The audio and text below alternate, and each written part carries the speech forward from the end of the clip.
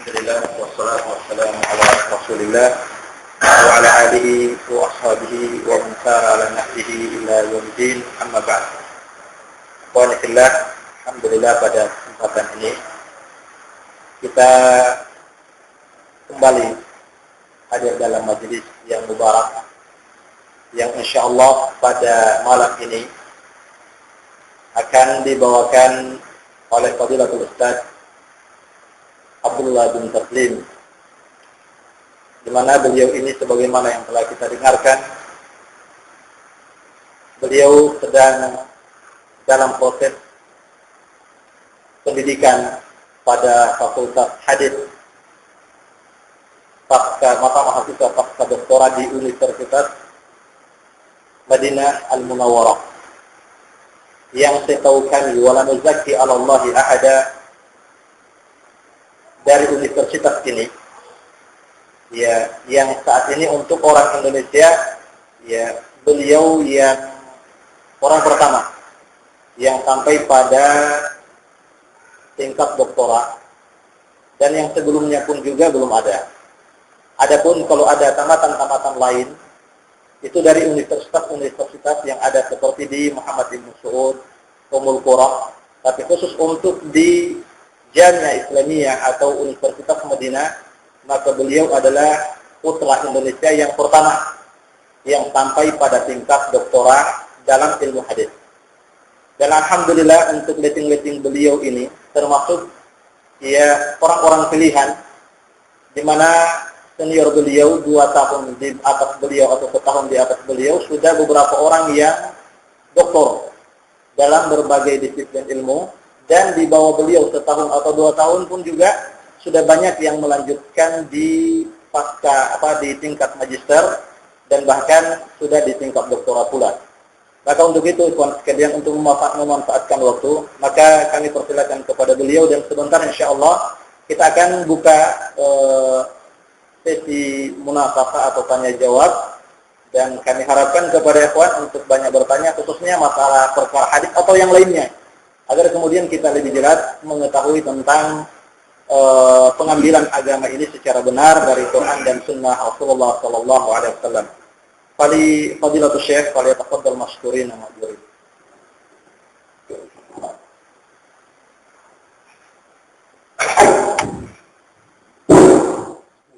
Assalamualaikum warahmatullahi wabarakatuh. Alhamdulillah. Wassalatu wassalamu ala Rasulillah wa ala alihi wa ashabihi wa mawala amma ba'du. Bapak-bapak, para rekan sekalian sekalian, rahimahumullah. Apa yang diperkenalkan tadi cuma sekedar bahasa atau formalitas yang tentu tidak akan kita bawa oleh Allah Subhanahu wa taala.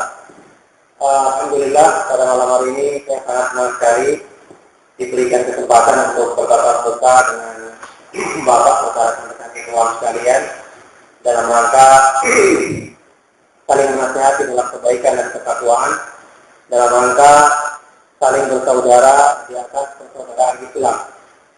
Ya, kalau itu diminta sebagai sebuah nasihat, maka nasihat yang akan saya sampaikan ini sayalah yang paling pertama dan paling membutuhkannya. Nasihat untuk senantiasa kita berpegang teguh dengan petunjuk Allah Subhanahu wa taala, nasihat untuk kita selalu berpegang teguh dengan ajaran Al-Qur'an dan hadis Nabi sallallahu alaihi wasallam, dan agar kita ketika menjalankan petunjuk Allah dan petunjuk Nabi sallallahu alaihi wasallam benar-benar kita merasakan itu sebagai satu kenikmatan dan bukan sebagai beban hidup, bukan sebagai sesuatu yang memberatkan atau yang mendatangkan kesulitan sebagaimana yang disangka oleh sebagian kaum muslimin dengan persangkaan keliru saat ini. Bapak-bapak serta rekan-rekan ikhwan sekalian rahimakumullah, kita semua sepakat, kita semua sependapat bahwa agama Islam diturunkan oleh Allah Subhanahu wa taala, zat yang maha sempurna sifat-sifatnya, yang maha sempurna ilmunya, maha sempurna hikmahnya. Hikmah itu artinya menempatkan segala sesuatu tepat pada tempatnya. Kemudian maha sempurna pula sifat-sifat kebaikannya. Nah, Allah Subhanahu wa taala yang menciptakan alam semesta dan memiliki sifat-sifat yang demikian mulia dan agung, tentunya ketika dia menurunkan syariat Islam, menurunkan agama, kita yakin agama tersebut adalah satu syariat yang benar-benar mengandung ajaran yang sangat indah, sangat baik, dan menjamin kebahagiaan hidup serta kebaikan hidup bagi orang-orang yang berpegang teguh dan menjalankannya. Maka ini adalah satu hal yang diterima oleh akal manusia. Tidak mungkin Allah Subhanahu wa Ta'ala yang demikian sempurna sifatnya kemudian menurunkan agama yang nanti pada akhirnya membuat orang yang mengamalkannya berat, membuat orang yang berpegang dengannya menderita. Itu jelas mustahil. Tidak masuk akal, tidak sesuai dengan akal, dan tidak sesuai dengan apa yang Allah terangkan atau yang sifati pada agamanya dalam ayat-ayat Al-Quran maupun hadis Nabi Sallallahu Alaihi Wasallam. Perhatikan ayat berikut. Allah Subhanahu Wa Taala berfirman, "Man amila salihan min dzakarin aw untha wa huwa mu'minun falanuhyiyannahu hayatan thayyibatan wa lanajziyannahum ajrahum bi ahsani ma kanu ya'malun." Barang siapa yang melaksanakan amalan soleh, baik dari kalangan laki-laki maupun perempuan, apa balasannya? Barang siapa yang melaksanakan amalan soleh, baik dari kalangan laki-laki maupun perempuan dalam keadaan dia beriman, apa balasannya? Falanuhyiyannahu hayatan thayyibah. Sungguh-sungguh kami akan berikan bagi mereka, berikan untuk mereka kehidupan yang baik, kehidupan yang indah, kehidupan yang penuh dengan kebahagiaan di dunia. Walanajziyannahum ajrahum bi ahsani ma kanu ya'malun, dan sungguh-sungguh kami akan berikan kepada mereka balasan di akhirat yang lebih baik daripada apa yang mereka kerjakan di dunia. Perhatikan ayat ini, satu di antara sekian ayat dalam Al-Quran yang memberikan jaminan bahwa orang yang beramal soleh dan beriman, berpegang teguh dengan petunjuk Allah Subhanahu wa Ta'ala, dialah yang bisa merasakan kebahagiaan hidup di dunia. Dialah yang benar-benar bisa merasakan kenikmatan hidup di dunia. Kenapa demikian? Kita perhatikan bukti nyata atau contohnya Nabi kita Nabi Muhammad Sallallahu Alaihi Wasallam. Kita sepakat beliau adalah orang yang paling bertakwa kepada Allah, paling rajin melaksanakan amalan soleh, paling sempurna imannya. Kita perhatikan, baca sejarah hidupnya Nabi Sallallahu Alaihi Wasallam dari awal sampai akhir. Beliau tidak pernah merasakan penderitaan dalam kehidupan di dunia, padahal beliau tidak punya harta. Padahal beliau adalah orang yang secara fisik atau secara lahir kita katakan tidak memiliki kemewahan dunia yang menunjang untuk bersenang-senang dalam kehidupan di dunia. Tapi karena beliau memiliki kebahagiaan yang hakiki, karena dalam hadis yang sahih riwayat Imam Bukhari Muslim, Rasulullah Shallallahu Alaihi Wasallam bersabda, "Ala innamal ghina ghinan nafs." Ketahuilah, yang namanya kaya, kekayaan, kecukupan adalah ghinan nafs, kecukupan dalam jiwa, kekayaan dalam hati. Karena beliau memiliki ini, maka hidup beliau adalah hidupnya orang yang paling senang dan paling nikmat hidupnya, karena benar-benar beliau memiliki kesenangan hidup yang hakiki, yaitu dengan berpegang teguh kepada petunjuk Allah Subhanahu wa Ta'ala. Kita perhatikan, Bapak dan Ibu sekalian rahimakumullah, kita perhatikan ayat-ayat Al-Quran dari awal sampai akhir. Tidak ada satupun keterangan yang menjelaskan bahwa Islam ini diturunkan untuk mempersulit hidup manusia. Sama sekali tidak ada. Al-Quran disifati dengan sifat-sifat yang indah sebagai petunjuk, penerang, kita dan munirah sebagai kitab yang memberikan penerangan, syifa'un lima fis sudur, obat bagi penyakit hati manusia, busyra lil mu'minin, kabar gembira bagi orang-orang yang beriman. Nabi Shallallahu Alaihi Wasallam dikatakan sebagai rahmatan lil alamin, rahmat bagi alam semesta, dan semua sifat-sifat indah yang lainnya. Sebaliknya, yang namanya keberatan, kesulitan, hal-hal yang bisa mendatangkan penderitaan, justru Allah tiadakan dalam banyak ayatnya seperti firman Allah Subhanahu wa taala, "Yuridullahu bikumul yusra wa la yuridu bikumul usra." Allah menghendaki kemudahan bagimu dan Dia tidak menghendaki kesulitan bagimu. Kemudian, "Wa ma ja'ala 'alaikum fid dini min haraj." Allah tidak menghendaki bagi kalian dalam agama ini ada rasa berat. Baik. Kalau ada yang bertanya, nah sekarang bagaimana kalau memang kita ditimpa penderitaan, ditimpa satu musibah, ditimpa satu bencana, apakah kita juga akan bisa mengatasinya dengan berikhlas? Maka jawabannya iya dan sangat iya. Kenapa? Pertama, musibah yang menimpa manusia, bencana alam, kematian orang yang dicintainya, kemudian semoga tidak terjadi kebakaran rumahnya misalnya, atau kehilangan harta dan yang lainnya, musibah ini tidak akan luput baik kita berislam atau kita meninggalkan Islam. Apakah dengan kita berislam kemudian lantas musibah kita bertambah? Jawabannya tidak. Orang kafir pun juga ditimpa musibah yang sama. Orang kafir juga ada yang ditimpa bencana alam, ada yang kehilangan harta, ada yang kebakaran rumahnya, ada yang meninggal orang-orang yang dicintainya.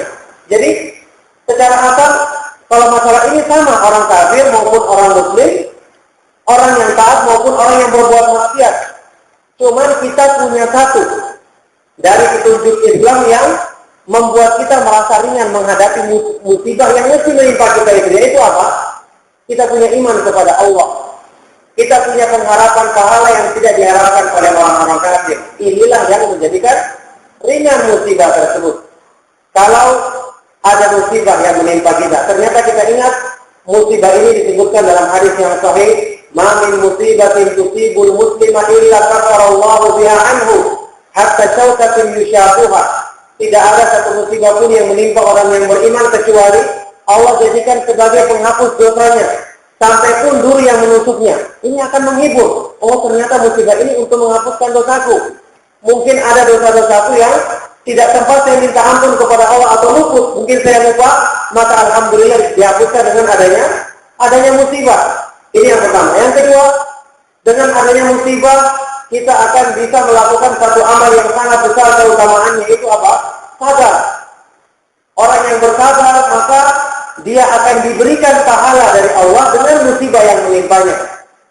Bahkan Allah Subhanahu wa taala berfirman dalam Al-Qur'an, "Innama yuwaffas sabiruna ajrahum bighairi hisab." Hanyalah orang-orang yang bersabar itu akan diberikan kesempurnaan balasan pahalanya tanpa batasan. Jadi dengan bersabar orang mendapatkan pahala. Oleh karena itu dalam hadis riwayat Imam Muslim, Rasulullah sallallahu alaihi wasallam bersabda, "Ajaban li amril mu'min, inna amrahu kullahu khairun, in asabathu syarra syakara, fa kana dzalika khairan lahu, wa in asabathu dharra sabara, fa kana dzalika khairan lahu." Sangat mengagumkan keadaannya orang yang beriman. Kenapa? Semua keadaan yang dilaluinya adalah berujung kebaikan untuknya. Kalau ditimpa dia kesenangan, maka dia bersyukur, maka itu adalah kebaikan baginya. Kalau dia ditimpa kesulitan, kesusahan atau musibah, maka dia bersabar, maka itu adalah satu kebaikan dan pahala baginya. Jadi, apa yang menimpa orang-orang yang beriman, itu dihadapinya dengan kesabaran, pengharapan pahala, dan mengharapkan pengampunan. Ini semua akan menjadikan musibah-musibah tersebut terasa ringan dihadapi dan bisa jadi berganti menjadi satu kenikmatan bagi orang-orang yang merenungkan hikmahnya. Allah Subhanahu wa taala berfirman, "Ma asaba min musibatin illa bi idznillah, wa may yu'min billahi yahdi qalbah." Tidaklah menimpa satu musibah di dunia ini kecuali dengan izin Allah, dan barang siapa yang meyakini musibah tersebut, beriman kepada musibah tersebut dari Allah, maka Allah Subhanahu wa taala akan memberikan hidayah ke dalam hatinya. Jadi agama Islam benar-benar sumber kebahagiaan hidup bagi manusia dan mengajarkan kepada mereka bagaimana caranya menjadikan sesuatu yang seharusnya jika dihadapi oleh orang-orang yang tidak paham agama, apalagi orang-orang kafir, seharusnya dirasakan mendatangkan penderitaan, tapi dengan sikap yang diajarkan dalam Islam, justru kita merasakan kebaikan dan kenikmatan ketika kita menghadapi semua itu. Maka oleh karena itulah, di sini rahasia. Mengapa Nabi Shallallahu Alaihi Wasallam dan para sahabat demikian kokoh berpegang teguh dengan ajaran Islam? Padahal kalau kita pikir, kita baca sejarah, mereka itu benar-benar menghadapi penyiksaan dan penderitaan yang luar biasa menurut pandangan kasat mata manusia di awal-awal perjuangan Islam. Kalau kita pikir dengan logika kita, apa sebabnya yang menjadikan mereka demikian kuat berpegang teguh? Seperti kita pernah baca mungkin kisahnya Bilal sampai dijemur di panas matahari, kemudian dipukul dengan besi panas, tetapi dia mempertahankan imannya. Apa rahasianya? Apakah dia tidak punya rasa sakit? Apakah dia tidak merasakan apa ini kepanasan pada waktu dijemur di terik matahari yang demikian panasnya? Maka jawabannya memang dia merasakan sakit mungkin, atau memang dia merasakan panas, tapi kenikmatan iman dalam hatinya mengalahkan semua itu, sehingga dengan itu dia tidak akan menggantikan selama-lamanya. Ini hakikatnya orang yang telah merasakan bagaimana Islam itu memberikan kebahagiaan dan kebaikan hidup baginya, sehingga selama-lamanya dia tidak akan menggantikannya dengan apapun. Makanya Nabi Shallallahu Alaihi Wasallam pernah menggambarkan sholat. Sholat ini ibadah yang mau tidak mau kita akui, terkadang kita merasa berat melakukannya. Apalagi sholat subuh, apalagi disuruh sholat malam misalnya, kita rasa berat dengan perasaan mengantuk dan seterusnya. Tapi Nabi Shallallahu Alaihi Wasallam menggambarkan sholat, yang sholat ini sudah kita ketahui bagi orang-orang munafik, dikatakan dalam Al-Quran, wa idza qamu ila sholati qamu kusala. Orang-orang munafik itu kalau berdiri melaksanakan sholat, mereka berdiri dalam keadaan malas. Kenapa? Mereka tidak merasakan kenikmatan dengan sholat, kenikmatan dengan mendekatkan diri kepada Allah. Tapi Nabi Shallallahu Alaihi Wasallam menggambarkan ibadah sholat dalam sabda beliau dalam hadis sahih riwayat Imam Nasa'i dan yang lainnya, wa ju'ilat qurratu aini fi shalah, dijadikan kesejukan hatiku, penghibur bagi diriku ketika aku melaksanakan sholat. Maka subhanallah, inilah sifatnya agama Islam. Inilah sifatnya petunjuk Allah dan sunnah dan petunjuk Rasulullah Shallallahu Alaihi Wasallam. Jika kita laksanakan dengan benar, jika benar-benar kebaikan atau kemanisan iman itu telah masuk ke dalam hati kita.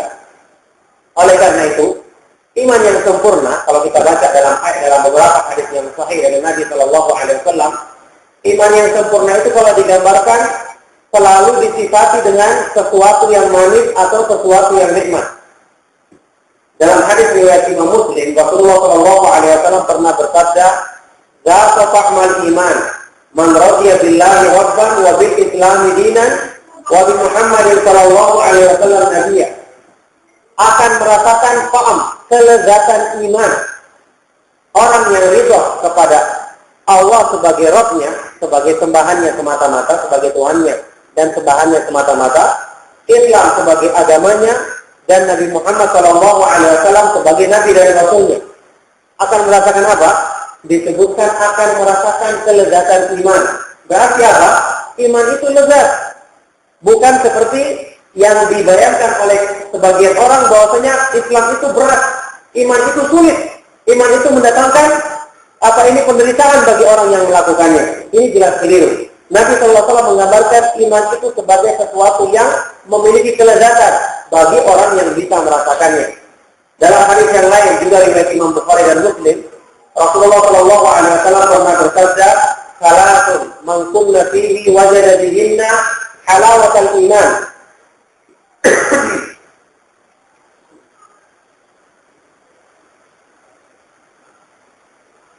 Ya, jadi Nabi SAW bersabda, salatun man kunna fihi, ada 3 perkara, ada 3 sifat. Barang siapa yang memilikinya maka dia akan merasakan halawatul iman. Wajada bihinna halawatul iman, dia akan merasakan kemanisan iman. Ini sekali lagi menggambarkan iman itu adalah sesuatu yang manis, yang seharusnya kalau benar-benar kita merasakannya sebagaimana satu makanan yang lezat, kita akan mengejarnya. Kita tidak perlu dipaksa-paksa untuk memakannya. Harusnya orang yang telah merasakan ini benar-benar dia menginginkan dengan sendirinya, tidak perlu dipaksa untuk dia melakukannya. Tapi kalau ternyata gambaran ini tidak kita dapati pada kebanyakan kaum muslimin mungkin terpaksa kita mengakui diri kita juga masih sulit untuk bisa merasakannya. Terbukti dari ibadah-ibadah yang kita lakukan, kita laksanakan dengan malas, atau mungkin cuma sekedar rutinitas sehingga kita pun melaksanakannya atau mengamalkannya. Maka ini berarti ada yang perlu dipertanyakan dalam diri kita, ada yang perlu dikoreksi. Bagaimana mungkin sesuatu yang demikian nikmat diturunkan oleh Allah Subhanahu wa Ta'ala yang maha sempurna sifat-sifatnya, syariat Islam yang benar-benar diturunkan sebagai pilihan bagi manusia untuk memberikan kebaikan hidup bagi mereka, ternyata waktu kita amalkan tidak mendatangkan kebaikan, tapi justru mendatangkan rasa berat dalam diri kita. Ini berarti ada masalah. Ada yang perlu dikoreksi dalam keimanan kita, ada yang perlu dikoreksi pada hati kita yang merupakan tempatnya iman. Ini perlu dibenahi. Apa yang jadi masalah sehingga hati ini kurang bisa menerima dengan baik apa ini kenikmatan yang ada pada Islam ini, sehingga kita belum bisa merasakan kemanisan yang semestinya kita harus rasakan. Ini jawaban yang perlu dijawab, pertanyaan yang perlu kita bawa agar dengan ini kita bisa mengoreksi diri. Maka ternyata jawabannya sederhana. Jawabannya sederhana. Sebagaimana orang ketika berhadapan dengan makanan yang enak, kalau kondisinya itu sedang fit, sedang sehat, maka dia akan merasakan makanan yang lezat tersebut sebagai sesuatu yang diinginkannya, dibutuhkannya, dan dicarinya. Tidak perlu dia dipaksa-paksa untuk memakannya. Maka demikian pula orang yang ketika hatinya bersih, hatinya sehat, imannya benar, ketika masuk keimanan maka dia akan mencari dengan sendirinya bentuk-bentuk yang bisa menyempurnakan atau menambah keimannya, yaitu ibadah kepada Allah Subhanahu wa Ta'ala. Tapi coba dibayangkan orang yang sedang berpenyakit, kurang fit kondisinya, ada penyakit dalam tubuhnya, kira-kira bagaimana kalau dihadapkan padanya makanan yang enak, maka dia akan menolak. Dia akan merasakan lidahnya pahit, atau karena kurang enak badan sehingga dia tidak semangat makan, atau hal-hal yang lain yang jelas tidak dirasakannya makanan nikmat tersebut sebagai sesuatu yang lezat. Maka kondisi ini, dalam kondisi seperti ini yang bermasalah berarti orangnya, bukan makanannya. Sebagaimana dari Islam yang diturunkan untuk kebahagiaan hidup manusia, ketika dirasakan oleh sebagian orang tidak seperti itu, yang bermasalah berarti orangnya, bukan agama Islamnya. Yang perlu diperbaiki dan dibenahi adalah berarti hati kita. Yang perlu diperbaiki adalah hati kita, perlu diberikan pengobatan agar sembuh dari penyakitnya. Maka dari sinilah kita menyadari pentingnya untuk melakukan hal-hal yang bersifat mengobati penyakit hati manusia. Karena waktu saya saja supaya kesimpulannya langsung, cara untuk mengobati penyakit hati manusia tersimpul dalam 3 macam cara pengobatan atau metode terapi penyakit hati. Yang pertama menjaga kondisi hati. Hati itu ada kondisi, ada kekuatan yang dimilikinya yang harus perlu dijaga untuk melawan penyakit yang terlanjur masuk. Bagaimana cara menjaga kekuatan dan kondisi hati? Caranya diisi dengan amal-amal ibadah yang menguatkannya, seperti rajin membaca Al-Quran. Dan semakin ini tidak cuma sekedar membaca lafaznya, tapi berusaha kita renungi kandungannya, isinya, kita hayati isinya. Karena ini yang akan sampai ke dalam hati manusia. Memang membaca Al-Quran tanpa tahu artinya juga baik, tapi kalau ini lebih sempurna manfaatnya, bacalah Al-Quran dengan sebisa mungkin berusaha menghayati kandungan maknanya. Karena Al-Quran itu diturunkan tujuannya untuk direnungkan artinya. Allah berfirman, Kitabun anzalnahu ilaika mubarakun liyadabbaru ayatihi. Kitab Al-Quran yang kami turunkan kepadamu ya Rasulullah sebagai kitab yang diberkahi agar mereka manusia merenungkan dan menghayati isi dan kandungan Al-Quran ini. Jadi dibaca dan renungkan artinya. Juga banyak mendengarkan petunjuk-petunjuk Allah dalam Al-Quran dan Sunnah Nabi Sallallahu Alaihi Wasallam melalui pengajian-pengajian yang menyampaikan ayat-ayat Al-Quran yang ditafsirkan dengan penafsiran yang benar. Jadi banyak mendengarkan pengajian tentang tafsir Al-Quran, kemudian tentang hadis Nabi Sallallahu Alaihi Wasallam yang dijelaskan dengan penjelasan yang benar. Ini juga akan menguatkan hati. banyak mengisi diri dengan zikir-zikir yang bersumber dari hadis Nabi Shallallahu Alaihi Wasallam. Ini juga banyak menguatkan hati. Banyak melaksanakan ibadah, banyak belajar tentang ilmu yang berhubungan dengan keyakinan, dengan iman. Iman kepada Allah, tentang masalah tauhid. Ini masalah yang termasuk ilmu yang paling berperan menguatkan hati manusia. Kalau terapi ini sudah diterapkan, hati kita insya Allah akan semakin kuat kondisinya. Tambah dengan terapi yang kedua, yaitu al-himyatu minal mu'ri, menjaga hati dari penyakit yang semakin memperparah keadaannya. Apa penyakit hati? Penyakit hati jelas tidak lain adalah maksiat dan sebab-sebab yang bisa membawa kepadanya. Kedudukan maksiat pada hati manusia persis seperti kedudukan kuman penyakit pada badan manusia. Kalau ingin menjadikan hati tidak semakin parah, tinggalkan perbuatan maksiat. Hindarkan sebab-sebab yang bisa membawa kepadanya. Semakin besar perbuatan maksiat tersebut dosanya, maka semakin besar juga pengaruhnya dalam merusak dan memperparah penyakit hati manusia. Yang ketiga, yang terakhir, sudah dijaga kondisinya, kekuatannya, dihindarkan penyakit lain, berarti tinggal satu. Membinasakan penyakit yang sudah terlanjur masuk. Membersihkan pengaruh dari kotoran yang sudah terlanjur mengotori hati manusia itu dengan cara apa? Banyak bertobat dan meminta ampun kepada Allah Subhanahu wa Ta'ala. Karena perbuatan tobat itu satu-satunya cara untuk bisa membersihkan kotoran-kotoran yang terlanjur masuk ke dalam hati kita. Jadi ibaratnya tobat dan istighfar itu kalau pada penyakit badan manusia seperti orang yang dikasih minum antibiotik, langsung mati penyakitnya.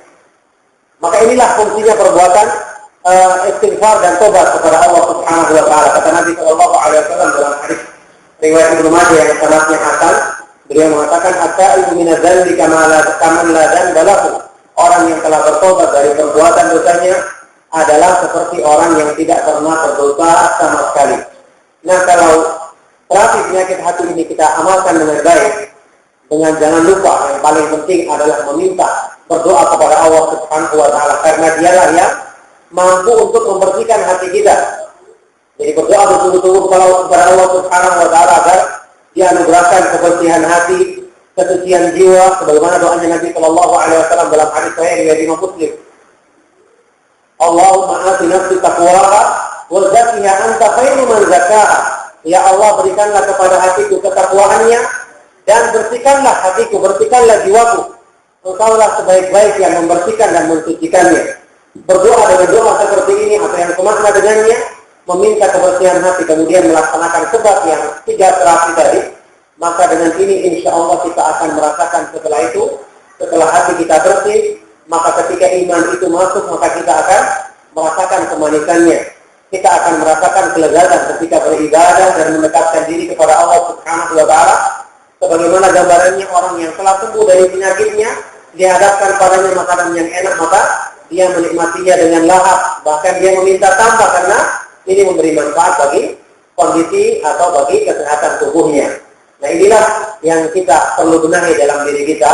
Inilah cara agar kita bisa mendapatkan manfaat yang maksimal dari agama Islam ini, agar benar-benar kita menjadikan agama Islam ini bukan cuma sekedar rutinitas atau sesuatu yang kita laksanakan tapi dengan terpaksa, tapi benar-benar kita menikmatinya, benar-benar kita merasakan manfaatnya. Agama Islam yang merupakan syariat yang dipilih oleh Allah Subhanahu wa Ta'ala, diturunkan kepada umat Islam untuk memberikan kebaikan dan kebahagiaan hidup bagi mereka serta menyelesaikan semua masalah-masalah yang mereka hadapi. Nah, oleh karena itulah dengan pengajian ini atau nasihat ini, sekali lagi saya anjurkan kepada kita semua untuk banyak-banyak mengoreksi diri, banyak-banyak berusaha belajar kembali, utamanya perhatikan ilmu yang berhubungan dengan landasan Islam, 2 kalimat syahadat, la ilaha illallah dan Muhammadur Rasulullah. Inilah ilmu yang paling utama untuk selalu kita koreksi, karena inilah landasan Islam yang Allah Subhanahu wa Ta'ala tidak akan menerima amal ibadah seseorang, tidak akan menerima pengamalan agama seseorang kecuali jika benar landasannya. Karena 2 kalimat syahadat ini kedudukannya seperti fondasi bangunan yang jika baik maka akan baik semua bangunan yang didirikan di atasnya. Maka 2 kalimat inilah atau 2 landasan Islam inilah yang paling perlu kita berikan fokus untuk kita benahi, kita pelajari, kita baca buku-buku yang menjelaskan tentang hal-hal yang menyempurnakannya, yang mengandung yang berhubungan dengan konsekuensinya, dan kita hindarkan hal-hal yang bisa merusak atau membatalkannya. Maka dengan terus belajar, banyak berdoa kepada Allah Subhanahu wa Ta'ala, memperbaiki diri, banyak istighfar, meminta ampun atas kekurangan-kekurangan kita, maka dengan ini insya Allah sedikit demi sedikit kita akan bisa memperbaiki diri kita, menyembuhkan penyakit dalam hati kita. Nah, ini nasihat yang ingin saya sampaikan pada malam hari ini. Semoga bermanfaat bagi kita semua. Mungkin ada waktu kita isi untuk tanya jawab, untuk diskusi. Semoga Allah Subhanahu wa Ta'ala memberikan manfaat dari kajian ini dan minta Allah segala kekurangannya. Sallallahu alaihi wasallam wa ala nabiyina Muhammadin wa ala alihi wa ashabihi wa man tabi'ahum bi ihsan ila yaumil qiyamah wa akhiru da'wana alhamdulillahi rabbil alamin.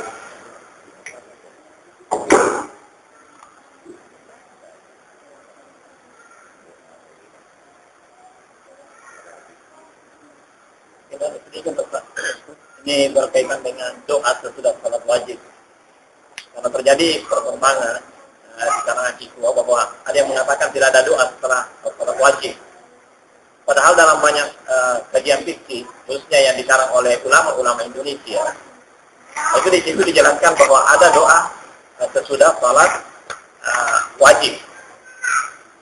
Ada saya juga pernah melihat, tapi itu hanya terjemahan bahasa Indonesianya, tentang hadis yang menjelaskan adanya doa sesudah salat wajib, yaitu hadis yang diriwayatkan, hadis yang terdapat di dalam Sunan Tirmidzi.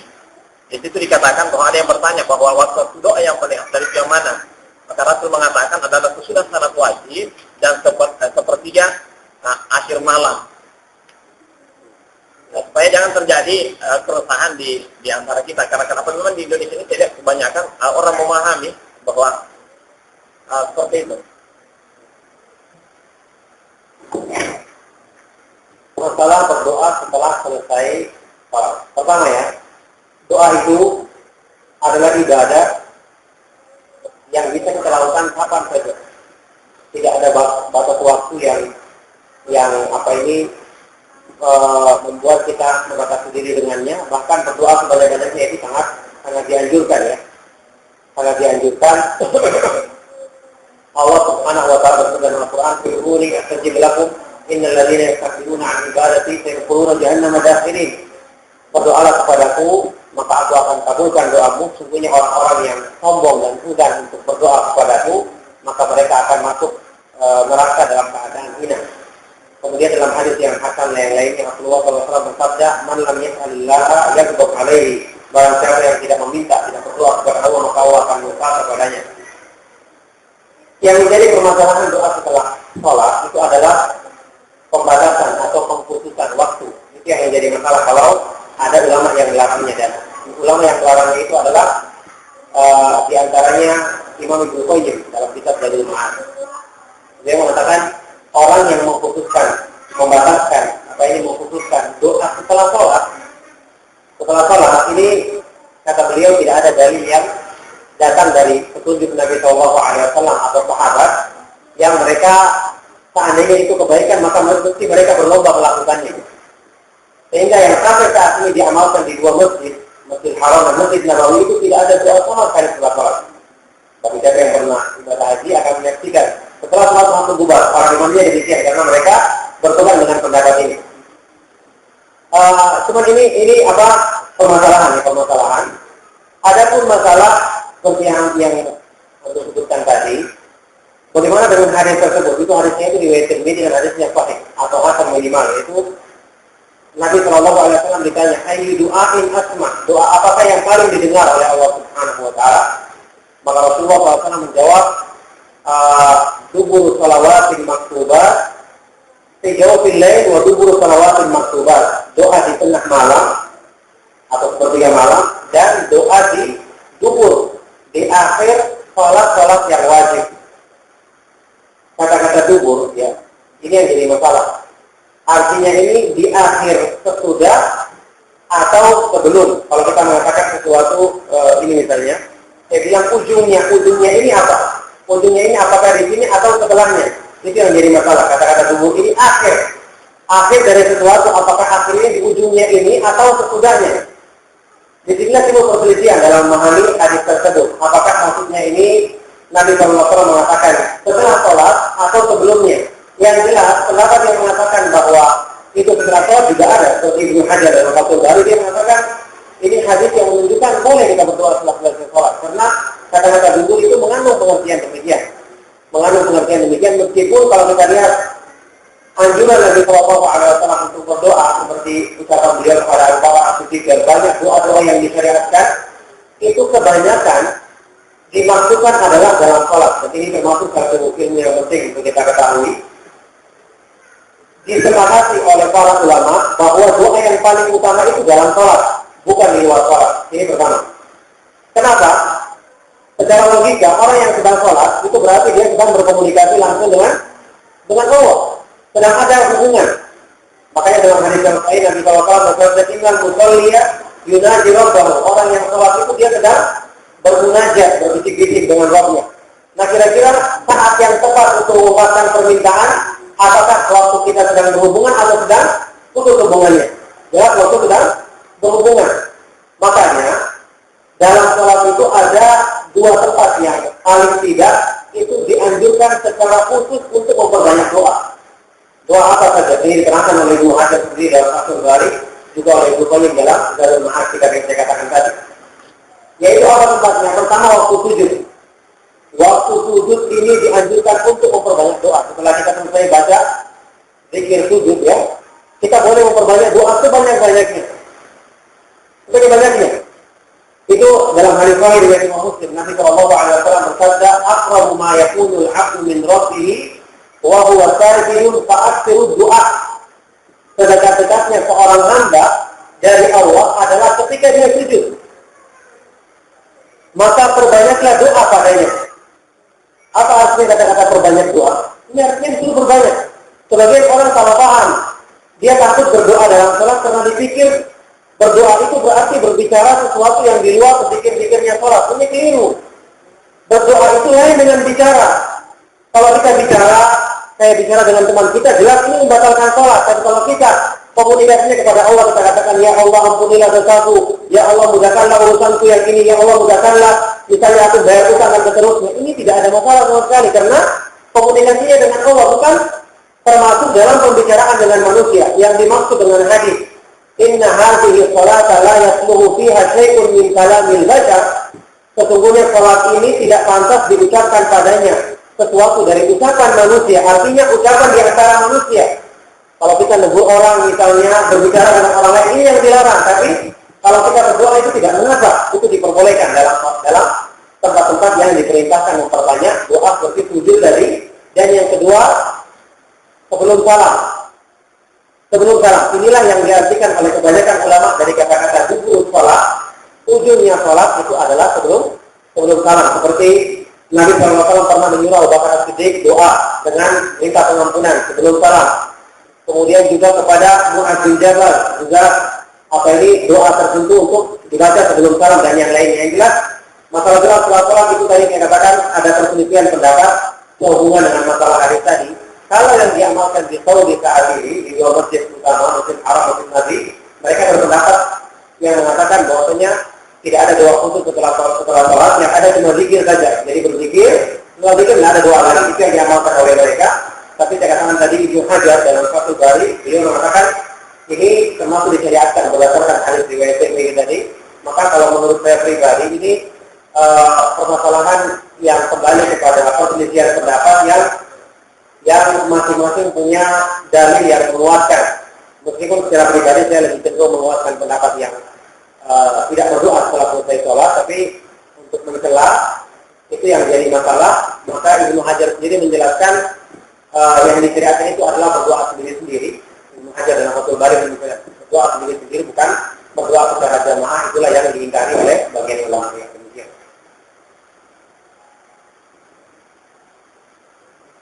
Saya pernah membaca hadis berkaitan dengan iqbal ketika sholat. Saya lihat hadisnya itu lagi. Tapi saya lihat di Indonesia banyak orang yang melalaikan ketika sholat itu dia memanjangkan kainnya sampai menutupi mata kaki. Kalau Nah, bagaimana kedudukannya? Kalau secara salat khusus itu hadis lemah. Kalau itu malah hadis umum dalam semua waktu. Berarti kan saya lihat di dalam konteks hadis itu dikatakan bahwa Allah tidak akan menerima salat. Makanya hadis Seorang laki-laki yang salat yang memanjangkan kainnya sampai kalau khusus salat itu hadis lemah. Yang jelas itu secara kita kembali kepada asal. Dia perbuatan manusia dalam salat lebih parah lagi teman-teman.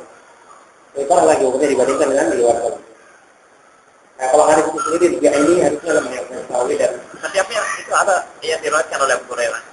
Ketika ada seorang salat, kemudian setelah salat Nabi mengatakan keluarlah dan berwudu. Nah, kemudian dia keluar berwudu, masuk lagi, kemudian Rasulullah mengatakan lagi berhentilah dan berwudu. Ya betul, itu artinya yang memahami kayak gitu itu hadisnya. Kan kemudian sahabat bertanya, wahai Rasulullah, kenapa engkau menyuruh lagi berwudu? Ya maksudnya secara umum namanya perbuatan maksiat dalam ibadah kayak sholat lebih harus ditinggalkan lagi. Termasuk yang perlu diperhatikan waktu sholat itu masalah handphone ya. Masalah bunyi handphone itu jelas sangat mengganggu. Orang baca Quran saja dilarang waktu ada orang sholat. Kata Nabi SAW, la yajharba'dukum ala ba'din bil Quran. Janganlah salah seorang dari kalian mengharapkan punya membaca Al-Quran ketika ada yang sholat. Ini membaca Al-Quran apalagi kalau suara-suara yang lain yang mengganggu gitu. Makanya penting diingatkan bagi imam kalau dia sedang sholat, dia ingatkan kalau handphone itu dimatikan gitu.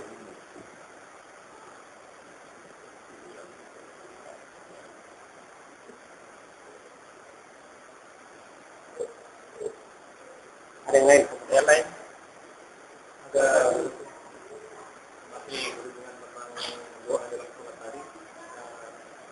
Ada sebagian ulama yang mendengar bahwa berdoa di dalam sholat dengan selain bahasa Arab akan membatalkan sholat. Bagaimana dengan Itu pendapat tapi ini lemah menurut saya dan yang saya pelajari dari beberapa masyarakat dari beberapa ulama lainnya mengatakan diperbolehkan karena doa itu permintaan yang berhubungan dengan hajat manusia. Tidak semua orang bisa bahasa Arab. Apakah orang yang tidak bisa bahasa Arab kemudian dia tidak berhak mengungkapkan permintaannya, padahal dia itu untuk dikabulkan. Makanya tidak semua orang bisa mengungkapkannya, apalagi permintaan tertentu. Jelas ya, kalau umumnya doa yang paling utama itu sudah disepakati. Dari Al-Quran dan dari hadis Nabi Shallallahu Alaihi Wasallam. Kemudian dari bahasa Arab. Kedua orang tidak mampu, masa kita katakan kamu tidak boleh meminta kepada Allah sampai kamu bisa bahasa Arab. Itu kan jelas memberatkan bagi manusia, padahal tidak semua orang bisa. Maka beberapa saya seperti saya kan boleh pakai bahasa lain selain bahasa Arab.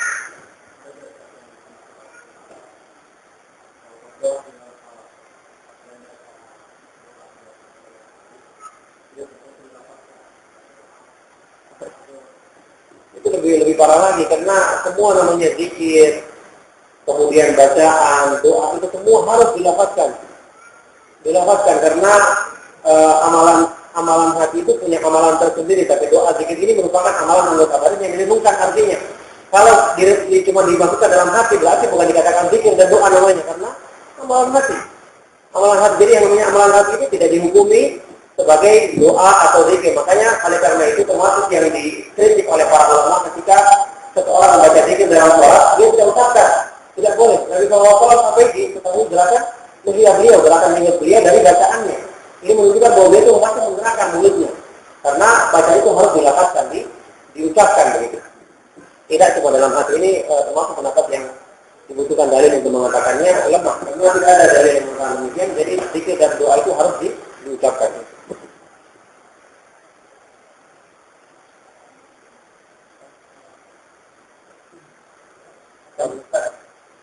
Tidak boleh.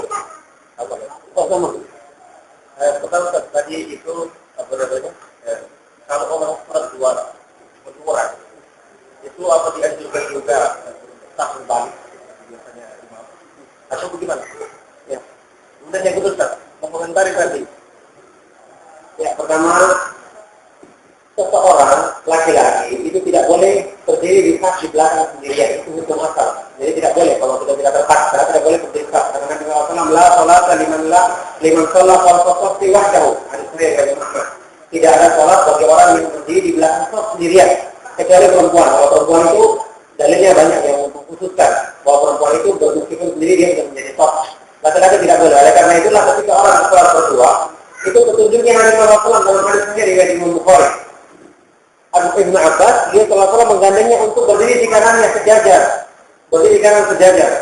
Ini hadis sahih riwayat Imam Bukhari. Bahkan Imam Bukhari membuat bab tentang masalah itu. Seseorang yang ketika sendirian, maka dia berdiri di samping kanan, itu bab dalam Sahih Bukhari. Berdasarkan hadis yang beliau bawakan, sahih dari perbuatan Nabi SAW ketika sholat bersama Ibnu Abbas. Jadi tidak mundur sedikit, tidak sejajar, karena menjadikan dia tidak berdiri sendirian di sholat. Nah, kalau kelihatan orang lain yang berjamaah misalnya bersama kita, maka yang samping kita ini mundur ya, mundur atau intinya yang bisa masuk yang jelas dijadikan mereka di belakang karena sudah bukan satu orang lagi. Yang kedua, maksudnya selesai salah ketika mereka cuma berdua, ya, ketika zikir itu apakah harus lagi mereka cuma berdua berhadapan atau bagaimana? Maksudnya Ketika selesai salat. Itu hukum asal. Hukum asalnya Nabi SAW melakukan demikian kalau beliau jadi imam, dia menghadap ke makmum. Maka yang mengutuskannya kalau berdua atau berdua tidak ada mengutuskannya. Kita kembali kepada hukum tersebut.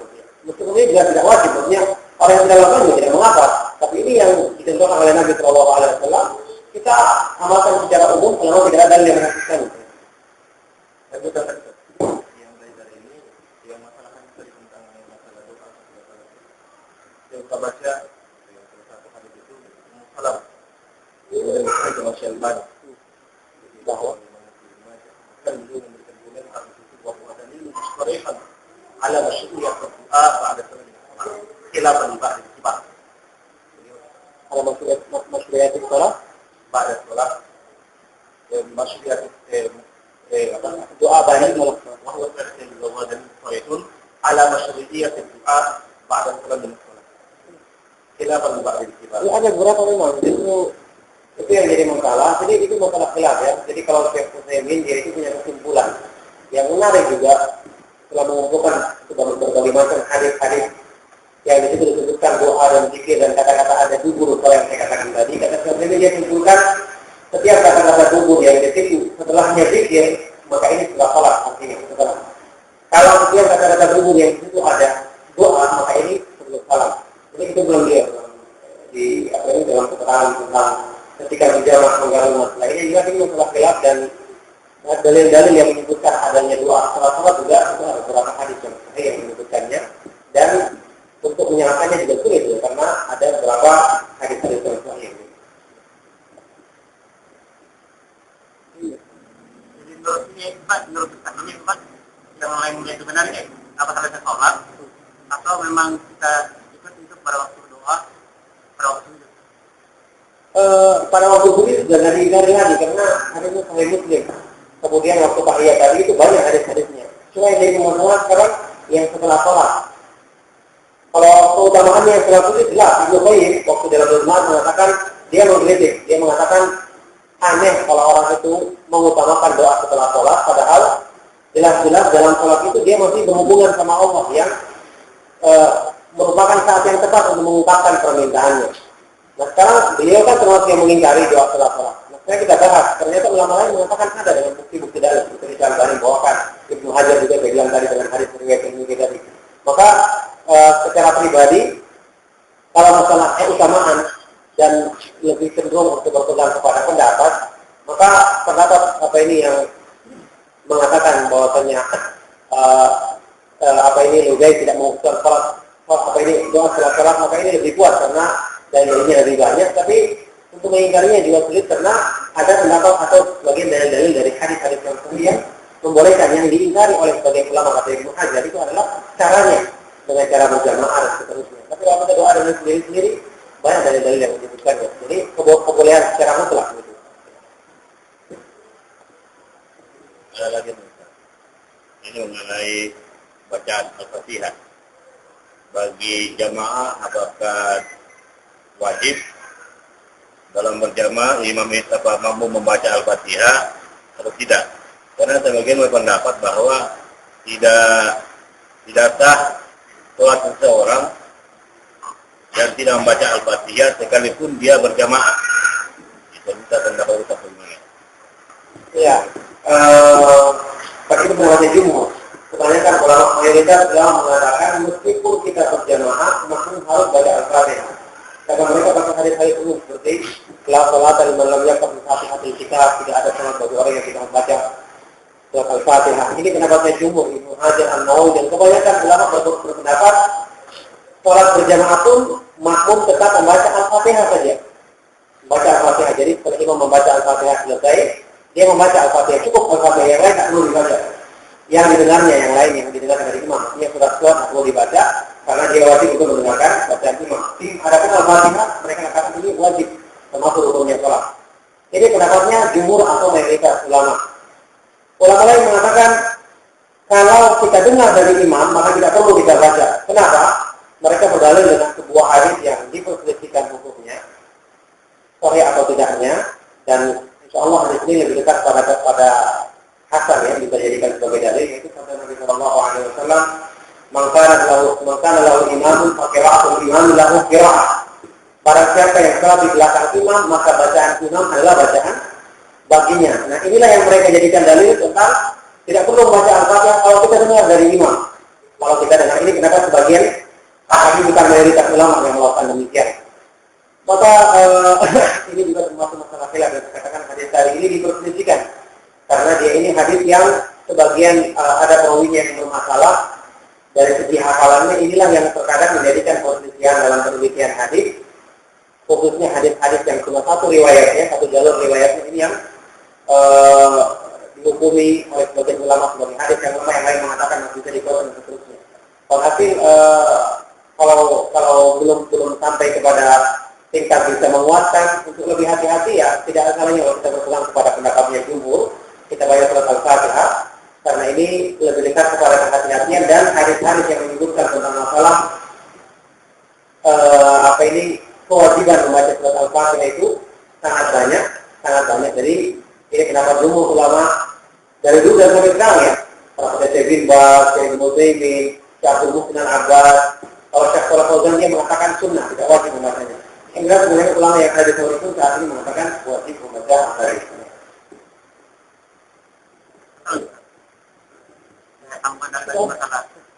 Belum. Kalau terakhir. Tadi yang masalah sholat juga, yang bagaimana yang dipermuka ya. Tapi kan biasanya kalau itu ada juga itu sebelum ruku bagi dari ruku dia belum mendapatkan keterangan, jadi boleh dikata dia tidak sempat membaca surat Al-Fatihah. Oh, itu bukan musafir doang, itu semua orang, bukan cuma musafir. Itu ada pengecualian. Pengecualian daripada hadis Nabi Sallallahu Alaihi Wasallam yang mengatakan man adraka rak'atan ma'al imam fa adraka salat. Barang siapa yang menjumpai ruku bersama imam berarti dia telah mendapatkan rakaat tersebut. Ini hadisnya banyak dan perbuatan dari sekian banyak sahabat yang menunjukkan pengecualian dari hadis tersebut. Ketika dia datang, imam sudah ruku, maka dia mendapati ruku sempurna bersama imam, maka itu dihitung sebagai satu rakaat. Ini pengecualian karena ada hadis sahih yang menjelaskannya. Maka kita amalkan sesuai dengan keterangan dalam hadis sahih tersebut. Adapun kekurangan tidak baca Al-Fatihah, maka ini kita tidak sengaja meninggalkannya. Dan lagi pula ada kaidah umum. Nabi SAW pernah bersabda, al-imamu dhaminun. Imam itu adalah penanggung jawab. Maka dia yang menyempurnakan kekurangan-kekurangan yang dilakukan oleh makmum dalam sholat. Ini cukup ya. Semoga Allah Subhanahu